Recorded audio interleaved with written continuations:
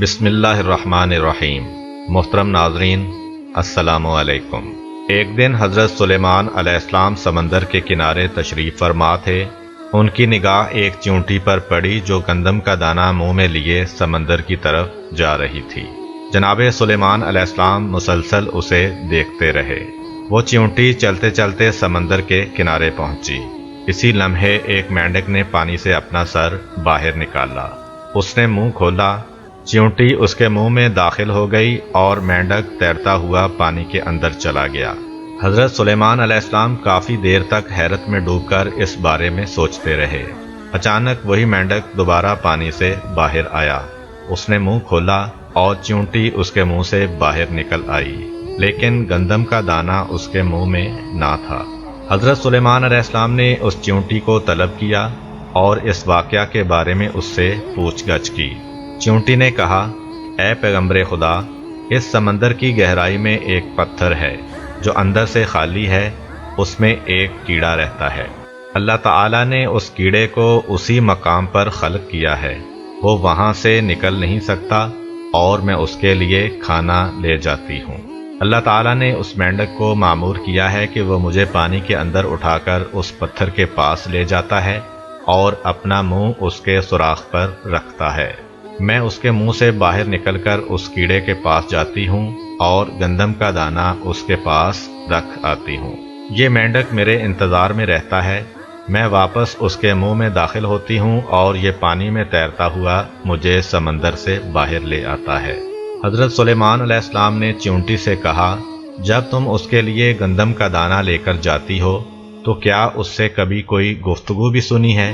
چیونٹی نے کہا، ہاں، وہ کہتا ہے، اے وہ ذات کہ جس نے میرے لیے اپنے رزق کو سمندر کی گہرائی میں اس پتھر کے اندر نہیں بلایا، اپنے مومنین بندوں پر اپنی رحمت کو نہ بلا۔ حضرت امام زین العابدین علیہ السلام فرماتے ہیں، چنڈول ایک خوش آواز پرندے کا نام ہے۔ چنڈول کے سر پر تاج ہونے کی وجہ یہ ہے کہ حضرت سلیمان علیہ السلام نے اس کے سر پر دست شفقت پھیرا تو اس طرح کا تاج اس کے سر پر بن گیا تھا۔ ایک دن چنڈول چاہتا تھا کہ اپنی مادہ کے ساتھ ملاپ کرے، لیکن مادہ چنڈول اس کام پر راضی نہ تھی۔ نر چنڈول نے اس سے کہا، مجھے اس کام سے مت روکو، میں چاہتا ہوں کہ تم سے میرا ایک بچہ ہو جو ذکر خدا کرے۔ مادہ چنڈول نے جب یہ بات سنی تو اپنے شوہر کا مطالبہ قبول کر لیا۔ پھر جب انڈے رکھنے کا وقت آیا تو وہ انڈے رکھنے کی جگہ کے بارے میں پریشان تھی۔ چنڈول نے کہا، میری رائے یہ ہے کہ سڑک کے قریب انڈے رکھو کہ جو کوئی بھی تجھے دیکھے تو یہ خیال کرے کہ تم دانہ دنکا اکٹھا کرنے کے لیے وہاں پر آئی ہو، لہذا دیکھنے والے کو تم سے کوئی غرض نہ ہوگی۔ مادہ چنڈول نے اپنے شوہر کی تجویز قبول کی اور سڑک کے کنارے انڈے رکھے اور ان پر بیٹھ گئی۔ جب انڈوں سے بچے نکلنے کا وقت قریب ہو گیا تو ایک دن ان دونوں پرندوں نے سنا کہ حضرت سلیمان علیہ السلام کا ٹھاٹھے مارتا ہوا لشکر روانہ ہو چکا ہے اور پرندوں نے ان کے سروں پر سایہ کیا ہوا ہے۔ مادہ چنڈول نے اپنے شوہر سے کہا، حضرت سلیمان علیہ السلام اپنے لشکر کے ہمراہ ہماری طرف آ رہے ہیں تاکہ یہاں سے عبور کریں۔ مجھے خطرہ ہے کہ میں اور میرے انڈے اس لشکر کے پاؤں کے نیچے کہیں نابود نہ ہو جائیں۔ نر چنڈول نے کہا، سلیمان علیہ السلام ایک مہربان اور شفیق انسان ہیں، لہذا پریشان ہونے کی کوئی ضرورت نہیں ہے۔ کیا تم نے بچوں کے کھانے کے لیے کچھ اکٹھا کیا ہے؟ مادہ چنڈول نے کہا، ہاں، میرے پاس ایک ٹڈی ہے جو میں نے بچوں کے لیے رکھی ہوئی ہے۔ کیا تمہارے پاس بھی کوئی چیز ہے؟ چنڈول نے کہا، میرے پاس کھجور کا ایک دانہ ہے جو میں نے بچوں کے لیے رکھا ہوا ہے۔ مادہ چنڈول نے کہا، تم کھجور اور میں ٹڈی اٹھا لیتے ہیں۔ جب حضرت سلیمان علیہ السلام جہاں سے گزریں گے تو وہ ان کی خدمت میں ہدیہ پیش کریں گے، کیونکہ حضرت سلیمان علیہ السلام ہدیے کو بہت پسند کرتے ہیں۔ نر چنڈول نے کھجور اپنی چونچ میں لی اور مادہ چنڈول نے ٹڈی اپنے دونوں پاؤں سے اٹھائی اور دونوں حضرت سلیمان علیہ السلام کی خدمت میں حاضر ہوئے۔ حضرت سلیمان علیہ السلام تخت پر تشریف فرما تھے، ان کا استقبال کیا۔ چنڈول ان کی دائیں طرف اور مادہ چنڈول بائیں طرف بیٹھ گئی۔ حضرت سلیمان علیہ السلام نے ان دونوں پرندوں سے احوال پرسی کی۔ انہوں نے بھی اپنی زندگی کا واقعہ جناب کی خدمت میں بیان کیا۔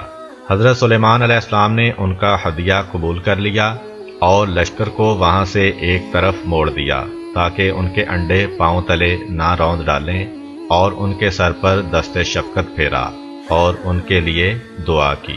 حضرت سلیمان علیہ السلام کی دعا اور ان کے ہاتھ کے مس کرنے کی وجہ سے ان پرندوں کے سر پر ایک خوبصورت تاج نکل آیا۔ ایک دن حضرت سلیمان علیہ السلام نے ایک چڑا دیکھا جو اپنی بیوی چڑیا سے کہہ رہا تھا، تم کیوں مجھ سے دور دور رہتی ہو؟ اگر میں چاہوں تو قصر سلیمان علیہ السلام کا مینار اپنی چونچ سے اٹھا کر سمندر میں پھینک سکتا ہوں۔ ہوا نے اس کی بات کو حضرت سلیمان علیہ السلام تک پہنچا دیا۔ حضرت سلیمان علیہ السلام اس کی بات سن کر مسکرائے، پھر ان دونوں کو طلب کیا اور چڑے سے فرمایا، تم کیسے میرے محل کا مینار چونچ میں اٹھا کر سمندر میں پھینک سکتے ہو؟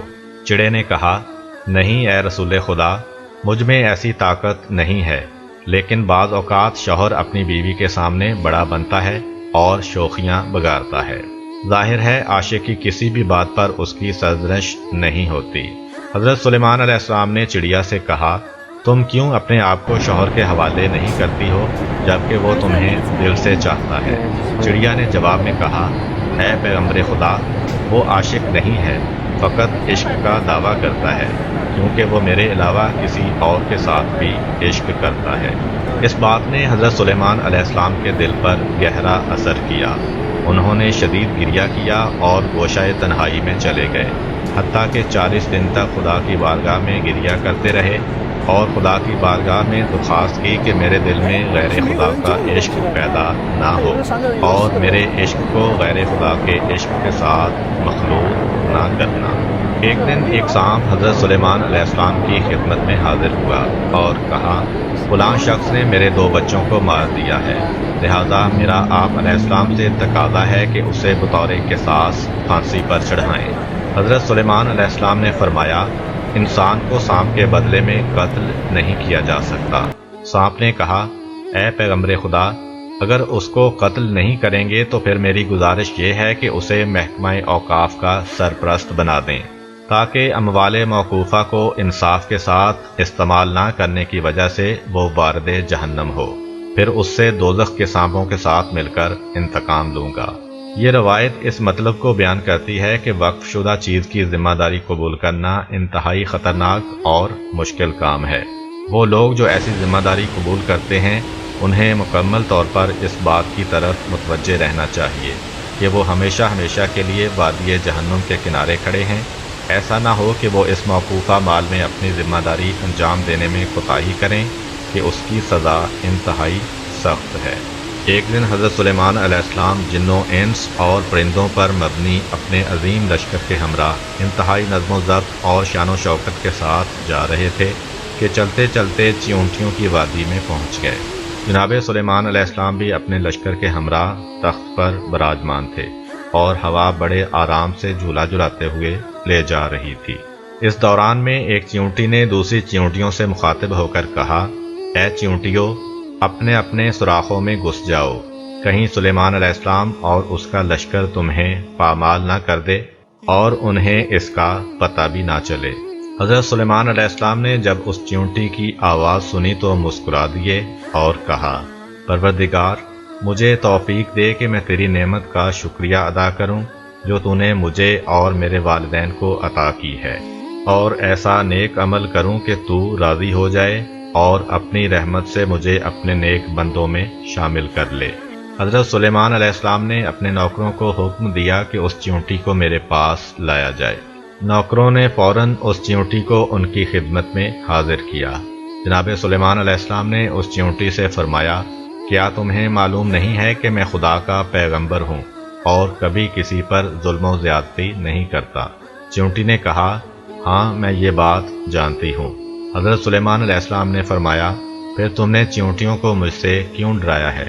چیونٹی نے عرض کیا، میں اس بات سے ڈری تھی کہ یہ چیونٹیاں آپ کی شان و شوکت اور زرق و برق دیکھ کر دنیا کی دیوانی نہ ہو جائیں اور خدا کو نہ بلا دیں۔ میں چاہتی تھی کہ وہ اپنے اپنے سوراخوں میں گھس جائیں اور آپ کا جاہ و حشم نہ دیکھیں۔ اس کے بعد چیونٹی نے عرض کیا، کیا آپ کو علم ہے کہ اللہ تعالیٰ نے اپنی عظیم ترین مخلوقات میں سے ہوا کو آپ کے تابع کیوں کرا دیا ہے؟ جناب سلیمان علیہ السلام نے فرمایا اس بارے میں مجھے علم نہیں ہے۔ چیونٹی نے کہا اس لیے کہ آپ سمجھیں کہ آپ کا ملک برباد ہونے والا ہے اور اس پر اعتماد نہیں کرنا چاہیے، اور اگر خداوند عالم دنیا کی تمام چیزوں کو ہوا کی طرح آپ کا فرما بردار بنا دیتا تو ہر چیز آپ کے قبضہ سے نکل جاتی، جس طرح کہ ہوا کسی کی مٹھی میں نہیں رہتی۔ حضرت سلیمان علیہ السلام چیونٹی کی اس پرمانی نصیحت کو سن کر مسکرا دیے۔ اگر آپ کو ہماری ویڈیو اچھی لگی ہے تو ویڈیو کو لائک کریں اور مزید اس طرح کی ویڈیوز دیکھنے کے لیے ہمارا چینل سبسکرائب کر لیں۔ ملتے ہیں نیکسٹ ویڈیو میں، اجازت دیجیے، اللہ حافظ۔